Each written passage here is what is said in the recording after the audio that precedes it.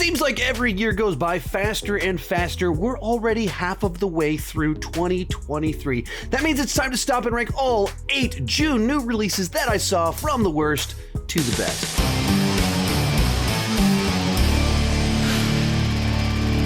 Hi, my name is Sean, and I love to talk about movies and TV way too much. With that in mind, go ahead and join me down below in the comments section. Let me know your ranking of the June 2023 new releases that you saw. My list isn't the right list, it's just my list, and I would love to see yours. As always, I wasn't able to see every new movie that came out. In particular, I really wanted to go see Asteroid City. It just wasn't able to happen.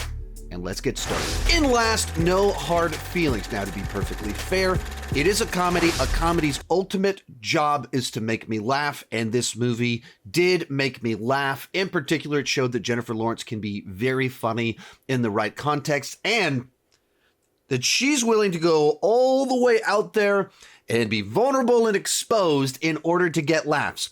And if you've seen the movie, you know exactly what I'm talking about. She fully commits, of all movies, to this particular movie. But I think inherently this is a concept, a premise that was probably never going to work with me in light of the journey that they wanted to take it on. It is a raunchy comedy. The entire concept of a raunchy comedy, and comedy in general, is that it's transgressive, that you're pushing boundaries, that you're doing something a little bit inappropriate in order to, crossing a line, crossing a boundary in order to get a laugh, subverting the expectations of what will happen. And so the whole raunchy concept here is this one about two parents paying a woman in her 30s to have sex with their teenage son. That's what makes it a raunchy comedy, because that's obviously inappropriate. That's obviously wildly not cool and super creepy. And the movie delivers the inappropriate scenarios that you want from that, and that's where you get the laughs. But the movie wants also to be kind of like this sweet story about friendship. And I don't think you can have both. I don't think it works, because you have this scenario where something's going on that is really not okay and people are participating in it, but we're also supposed to be like, oh, isn't this sweet where things ended up? Isn't this nice that they're able to connect and work through it? It's like, no, this is really weird and creepy. Very bizarre stuff. And it's one of those movies that, like, if you swap things around and you have this handsome man in his 30s paid to sleep with a teenage girl that keeps rejecting his advances, but keeps pushing forward, taking his clothes off, you immediately go, oh yeah, that's really not okay. That's really weird. And if they committed to, like, it's a raunchy comedy, and so we're going to be inappropriate and just go with that the whole way, I think it could have worked, because the whole point is that it's inappropriate. But they want to both be inappropriate and be like, aw, isn't that nice? Aw, look how sweet and cute this is. I don't think those two things go together at all with this premise. Number 7, The Boogeyman, an above average but very familiar haunted house movie about a family that has had recent trauma, and they're processing through that. The individuals of the family are all very broken and hurt. And then, the haunted house elements kind of come into play, and you see how each of them respond to it as it potentially starts to bring them closer together. This sort of story, this sort of plot, this sort of journey for the characters, it's been done in other movies like this before. Thing that elevates it just a little bit is that it has really good use of sound. It has these ideas about being in the dark, and it takes that concept of, like, if you're afraid of the dark, or if you've ever laid in bed and you heard creaking and you just heard sound, your brain starts filling in the gaps of what could that be? This movie captures that really well. Just really cool stuff with, you hear these noises and you're like, what is that? And pulls you in that regard. Likewise, because it deals with light and sound, both of those things are used nicely to create this atmosphere that's scary. Story itself, pretty generic characters, this type of characters you get in movies like this. There is some great atmosphere. Transformers Rise of the Beast. And this was a solid, enjoyable Transformers movie that I feel kind of falls in this awkward middle zone when it comes to this franchise. because you have a movie like Bumblebee that I would say is the best Transformers movie in the franchise, but it's very character-based. It's very about the journey and the friendship formed between Haley Steinfeld's character and Bumblebee. Kind of light on action, though. And then you have the Bayformers movies that have terrible characters, incoherent stories and things like that, and then wow-inducing incredible spectacle. So this is right there in the middle where the spectacle's not nearly as good as the Bayformers stuff, and the character work isn't nearly as good as Bumblebee, but also it has more action than Bumblebee, and it has characters that are better than the Bayformer characters. So it just kind of feels like it's in the awkward middle position of not delivering anything as good as some other movie in the franchise has delivered it, but without making the big mistakes either. So, I mean, on the plus side, it does kind of bring in the Beast Wars mythology, fleshes out some backstory, and of our Transformers movies, it has one of the clearer plots. In particular, the Michael Bay films are just so bloated with the military, and they're pulling inspiration from disaster movies. And so they're just so sweeping and epic in size. Like, you can't even track along with some of the plots. It'll be very basic plots, but like, what is going on? What are all these moving parts? Right out of the gate at the beginning of this one, it makes it clear what we're trying to get. And then it introduces multiple different factions of good, bad Transformers, humans, and we know why this item is important to each of them and what each group wants to do with this thing. And so you actually can follow along with the story, track along with the journey, with the globe trotting and everything. So I think it's a solid entry, but it falls into this area of where it's like, okay, that was done pretty good, without ever just being like, that was awesome, without doing anything that specifically stands out. It just does everything pretty good. 5, Indiana Jones and the Dial of Destiny. And this is a film I'll probably still be processing for about 6 months. That's always the case when you have movies like this that are tied to a franchise from my childhood. If you've ever seen my list of favorite movies of all time, you know Raiders of the Lost Ark is in there, and then I say Last Crusade is right there with it. And I love Harrison Ford. Indiana Jones is one of my favorite movie characters of all time. And I've also said many times, I love to see characters at different phases of life and how they've grown and changed and what their role is at these different times. And so if you apply all that together, this is a movie that touches on a bunch of different things that have deep feelings and emotion for me. And then James Mangold taking over for Spielberg. Spielberg's my favorite director of all time. He's directed all the previous films. James Mangold takes over, another great director, but a very different type of director. We get this film. And it definitely shows Indy at a different phase of life. It has all the beats that you want from an Indiana Jones film. Harrison Ford is just as good as he's ever been, at least in terms of the characterization. Of course, Indy is a man of action, and Harrison Ford at 40 is better at the action than he is at 80 for obvious reasons. But the movie asks more of him as an actor in terms of just dramatic, heavy lifting. He has to go to some very emotional places. And so all that can be very potent.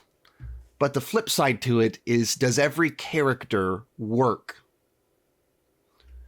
in these sort of like deconstructions? Let's reminisce on the past. Let's show them older, wiser, and sadder. Does that match what I want from an Indiana Jones film? And I'm not so sure it does. So that's the thing that I'm processing, because it's interesting, it's different. I see him at a different phase of life. But the fantasy of Indiana Jones is this handsome man in his prime, man of action, always in over his head. And he just has to use his resourcefulness to attempt to make his way out of every situation. And he always manages to squeak his way out of it just in the nick of time. And when you do that with this 80-year-old actor playing 70-year-old character, the fantasy's gone. The escapism is gone. That concept of, oh man, that's who I want to be. Oh man, wouldn't it be so cool to be Indiana Jones? Like I'm old enough that when I was in elementary school and they'd ask kids, what do you want to be when you grow up? Half the people said marine biologist and the other half said archaeologist, because we wanted to be Indiana Jones and didn't understand that's not what archaeology is. We all just wanted to be that. And that's what this franchise was 30 years ago when I was in grade school. Now, the whole concept of the movie is that people see him as old and obsolete and useless. Like, what? He's past his prime. And let's give him one last adventure that he's still got it. It's interesting. It's an exploration. There's scenes I love. There's things that are cool. There's emotions I felt in this movie that I haven't felt in any of the Indiana Jones movies. But, and if you're going to make a movie exploring 70-year-old Indiana Jones, I guess this is about as good an exploration as you can do. But should you do that with Indiana Jones? I don't know.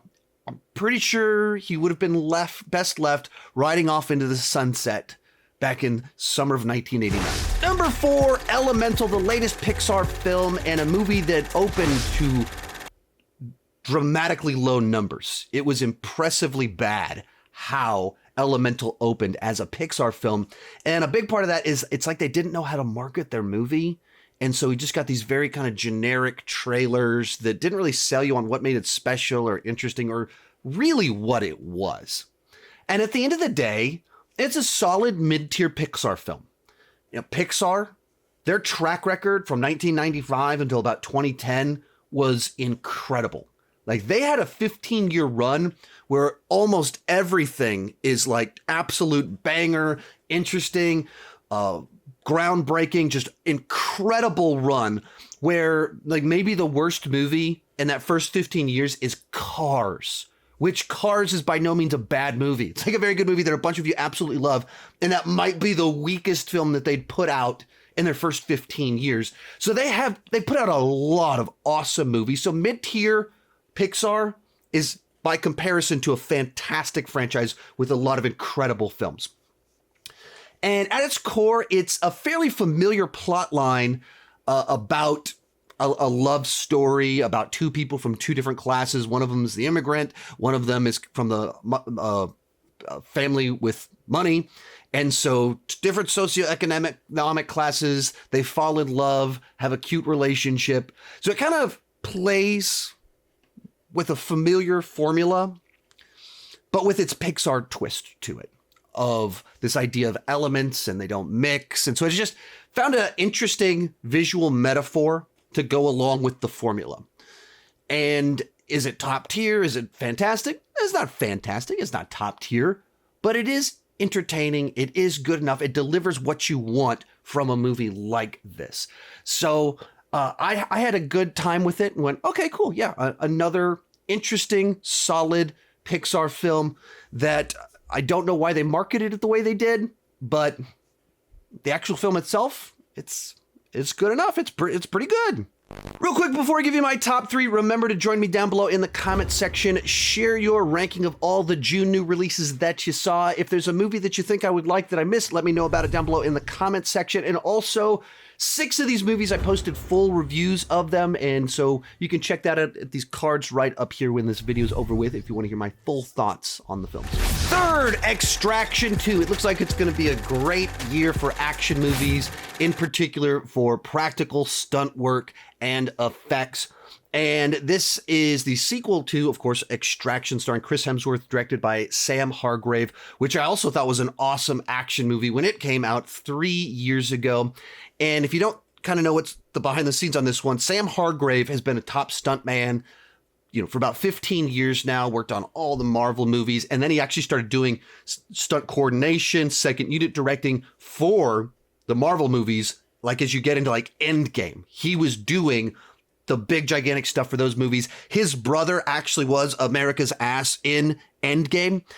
And then after that, he went on to go do his debut film, which Joe Russo of the Russo brothers that directed Endgame wrote the script for Extraction and then wrote the script for this movie as well. And like it's designed to just be like a movie. It's a throwback plot to an era of more straightforward action movies, but with just top-notch stunt work. And with someone who's been doing stunts for 15 years, trying to make as exciting of action sequences as you can. Very much Extraction 1 and Extraction 2 go right along complementing the John Wick film. Some people compare them and pick one or the other. I think they complement each other, where John Wick's style is highly stylized with the bright colors, even the way the choreography's done, it's flashier. There's all sorts of stuff where like people are using their jackets to catch bullets. It's that type of choreography, whereas the Extraction style, just as thrilling, just as cool to look at. You can see what's going on, but it's more visceral, it's more real, it's more anchored to reality than blocking bullets with your bulletproof jacket. And so like in a fight, people will grab a box of nails and just slam it into someone's face. It's more that kind of stuff that you feel it. It's gritty, it's nasty, while being very cool. And Hargrave knows how to like create the tension. There's a sequence in Extraction 2 where Chris Hemsworth is inside of a building, a skyscraper, like fighting a guy in a gym. And he's like using all the gym equipment to like just destroy these guys. And the person he's fighting with, he sees them get knocked out on top of like a ledge that's at an angle and sees them slowly sliding off the edge. And just these little details and sequences that put you on the edge of your seat. Like, oh crap, he's got to beat up this guy, get over there before she falls off. That makes it thrilling. And because it's so anchored to reality with real things happening and people falling over stuff, stunt work, it just makes for a very exciting film. There's a 21 minute long oneer in this movie. For this movie, we're gonna come out with a oneer sequence that's over 20 minutes long, where we have real helicopters landing on the rooftop of moving trains. And a oneer is a sequence designed to look like it's a single shot. And it starts in a prison with like a stealthy escape, goes into a prison riot, goes into a car chase, and ends with a shootout on a train where Chris Hemsworth gets on top of the train with a minigun and a helicopter lands on the train. And it seamlessly feels like one sequence, like just one shot, or it is one sequence, but it all feels like one shot.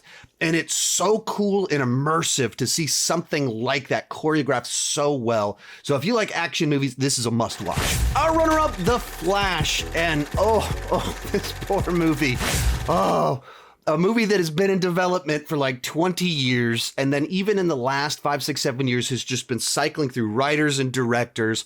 Of course, there was all the stuff with Ezra Miller over the last 2 years, and that it was the pandemic that delayed it. There was early buzz that the studio tried to use to oversell the movie.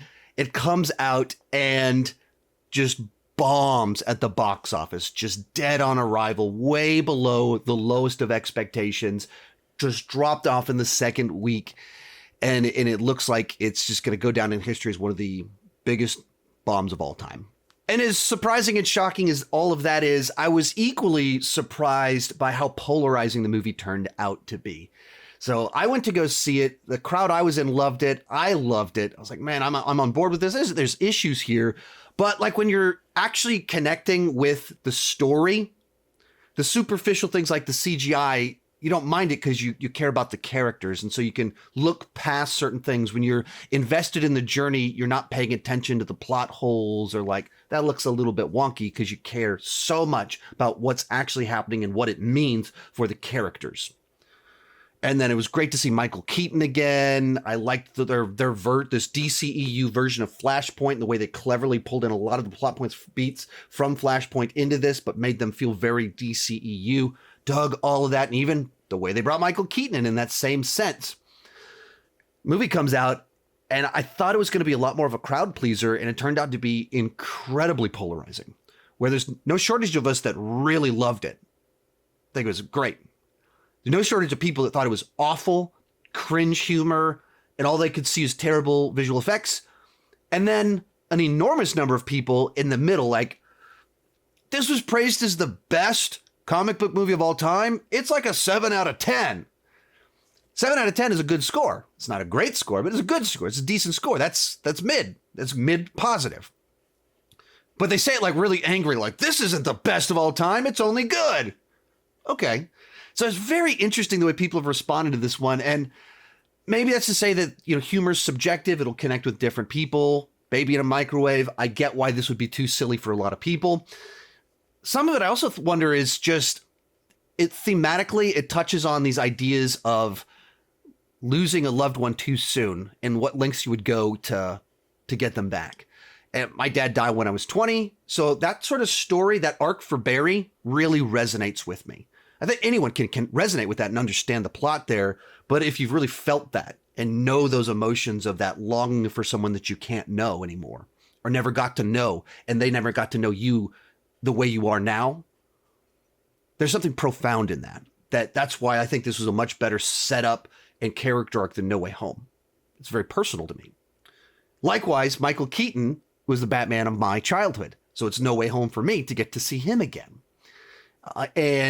But that's a movie that came out 34 years ago, where so much of the modern day audience that buys tickets, it's not No Way Home for them. It's like, oh, it's that guy from that movie that my dad likes. So it's fascinating, but I had a great time with it. I've seen it multiple times, and I wish the CGI looked better and that they hadn't ended on the cameo they ended on. Tweak that ending a little bit. Otherwise, I really dug it. But coming in at number 1, Spider-Man Across the Spider-Verse. And there's not much left to say about this film because everyone has already said it, as it's a movie that came out and instantly everyone went, wow, this is the real deal. That they found a way to tell this big, gigantic, ambitious superhero story through animation that just seamlessly integrates its story, its themes, its genre, and that it's animation all together to do something that we've never seen before, where animation is used for the storytelling. It's not just picking a style for the movie. It's thinking, what's everything you can do with animation that you can't do with other genres? If you're watching a live action movie and the walls start melting behind someone, you immediately go, what movie did this just turn into?